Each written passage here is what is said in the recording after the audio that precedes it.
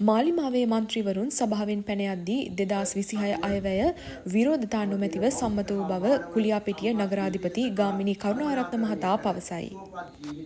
අලංකාර නගරයක් යන අදහස් අපගේ දැක්ම යථාර්ථයක් කරගනු වස් කුලියාපිටිය නගර වැසියන් ගෙවන බදු මුදල් සහ රාජ්‍ය ආධාර නිසි පරිදි කළමනාකරණය කරමින් මාර්ග සංවර්ධන විලංගුව දෙන මුදල අදාළ මදි කියනවා නම් එතුමා දැනගන්නවා මාර්ග සංවර්ධන කිලෝමීටර් 9යි මේ නගර සභාවේ තියෙන්නේ. කිලෝමීටර් 9ක් සංවර්ධනය කරන්නේ.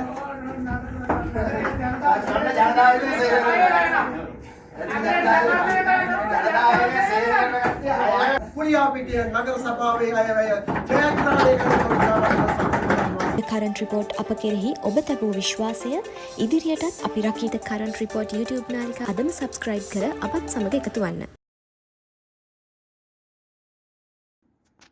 නගර සභා බල ප්‍රදේශයේ ජනතාව වෙත උසස් ජීවන තත්ත්වයක් ළඟා කර දීමේ අරමුණින් අප සතුව පවතින භෞතික හා මානව සම්පත් නිසි ලෙස කළමනාකරණය කර සුවපත් ජීවිතයක් අලංකාර නගරයක් යන අදහස් අපගේ දැක්ම යථාර්ථයක් කරගනු වස් කුලියාපිටිය නගර වැසියන් ගෙවන බදු මුදල් සහ රාජ්‍ය ආධාර නිසි පරිදි කළමනාකරණය කරමින් නාගරිකයන්ගේ යටතල පාසුකම් සුඛ විහරණ විධි වැඩි දියුණු කරමින් පරිසර හිතකාමී අලංකාර නගරයක් බිහි කිරීමේ ඒකායන අභිප්‍රායයෙන් යුතුව 2026 වර්ෂය සඳහා කුලියාපිටිය නගර සභාවේ අයවැය යෝජනා ඉදිරිපත් කිරීමට සූදානම් වෙද්දීම විපක්ෂයේ මන්ත්‍රීවරුන් සභාවෙන් පිටව යාම නිසා කිසිදු බාධාවකින් තොරව අයවැය සම්මත විය. මාර්ග සංවර්ධන විලංගුව දෙන මුදල අදාළ මදි කියනවා නම්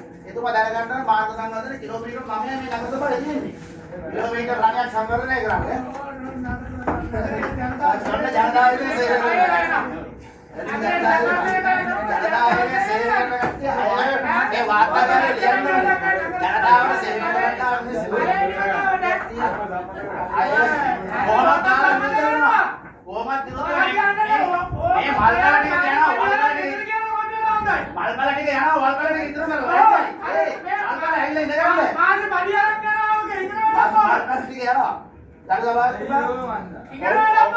කවුරුත් දන්නේ මේ කුලියාපිටියේ නගර සීමාවේ තියෙන මාර්ග ප්‍රමාණය කිලෝමීටර් 9යි.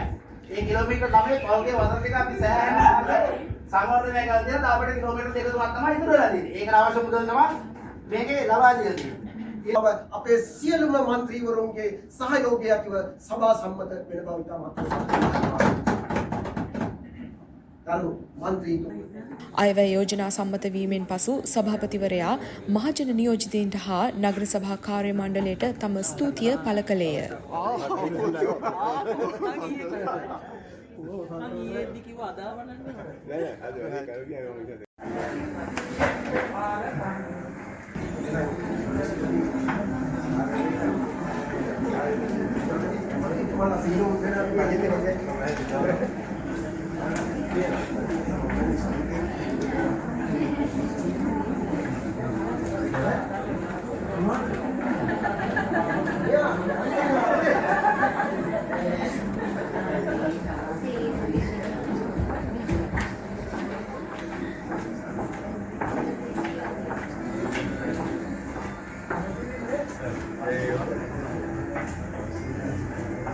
ඔබ තවමත් The Current Report YouTube නාලිකාව සබ්ස්ක්‍රයිබ් කර නැත්නම් අදම සබ්ස්ක්‍රයිබ් කර අපත් සමග එකතු වන්න.